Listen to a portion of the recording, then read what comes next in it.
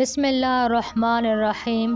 ایک بنت رسول صلی اللہ علیہ وسلم کی وجہ سے ایک مجوسی آتش پرست جو آگ کی عبادت کرتے تھے مسلمان ہو گیا۔ لکھا ہے کہ افغانستان کے ایک شہر میں کہت آ گیا، یہاں ایک آل رسول صلی اللہ علیہ وسلم کا خاندان تھا، وہ فوت ہو گیا اور بچے یتیم ہو گئے، تو انہوں نے قحط کی وجہ سے شہر چھوڑا۔ ایک جوان عورت سمرقند پہنچی، ایک مسجد میں بچوں کو بٹھایا جو سمرقند کا ولی تھا، اس کے پاس پہنچی کہ میں آل رسول ہوں، میرے ساتھ یہ قصہ ہوا ہے، مجھے پناہ چاہیے، مجھے کھانا بھی چاہیے۔ تو وہ کہنے لگا کہ تم گواہ پیش کرو کہ میں آل رسول صلی اللہ علیہ وسلم ہوں۔ کہا میں پردیسی ہوں، میرا گواہ کہاں سے آئے گا؟ وہ ولی کہنے لگا کہ ادھر ہر آدمی آل رسول صلی اللہ علیہ وسلم کے دعوے کرتا ہے، چلے جاؤ۔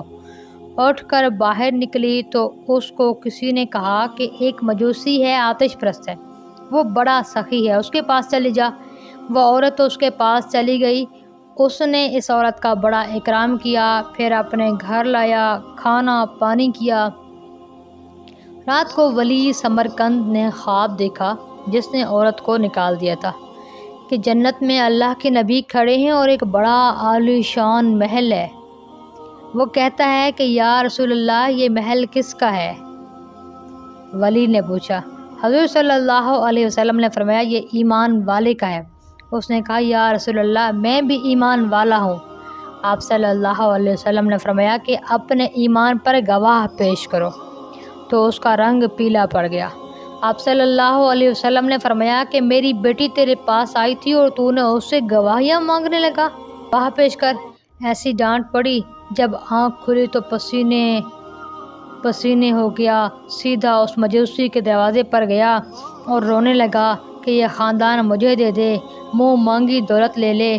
اس نے کہا یہ دولت، یہ نعمت مجھے دی ہے، میں تمہیں کیسے دوں؟ تجھے پتہ ہے رات کو خواب دیکھ رہا تھا اور تجھے ڈانٹ پڑ رہی تھی اور مجھے عطا کیا جا رہا تھا، میں ایمان لا چکا ہوں، میں مسلمان ہو چکا ہوں۔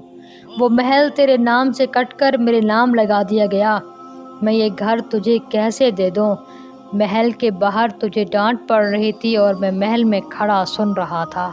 سبحان اللہ۔ لمحوں نے خطا کی، صدیوں نے سزا پائی۔ اللہ تعالی ہمیں ہر وقت نیک اور صحیح فیصلے کرنے کی توفیق عطا فرمائے۔ اگر آپ کو یہ باتیں پسند آئیں، ان کو شیئر کر دیجیے گا، اس نیکی کے کام میں ساتھ دیجیے گا، ہمیں دعا میں یاد رکھیے گا۔ شکریہ۔